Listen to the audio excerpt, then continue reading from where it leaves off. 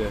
Bali, before ka magpalipad, kailangan lagi mo ito punta ka dyan sa first na yan. Ito pala, yan. Tapos advanced settings, sensor state, tapos ika-calibrate mo to, tsaka yung compass, para kasi kada lugar mag-iiba yung mga north, east, west kung saan ka na lugar. So kailangan mo i-calibrate yung compass para sure na, example, pinorward mo siya, yun talaga yung gagawin niya. So yan, kiklik mo lang naman yan. O, example, calibrate ko ha. O yan, iikot mo lang siya horizontally. Example, ito sir ha. O ito yung device. Ganyan mo siya. O. Okay. Madedetect niya yan. Sige. O, tapos yung kabila, ganyan mo daw siya. Yan, sabi niya, ito yung camera. Pataas. Ganyan mo siya. Pag ganito pala. Pag ganyan. Pag ganun mo siya, sir. Yan. Madedetect niya yung compass niya.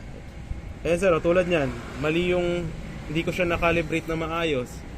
So yan, ulit-ulit. So sabihin nun, mali ako. So ganyan ulit.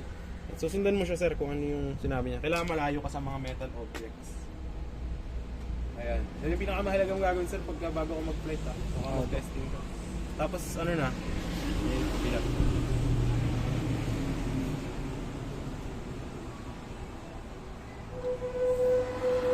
Ayan. So may mga malapit sa aking phone. Pero dapat. Sige.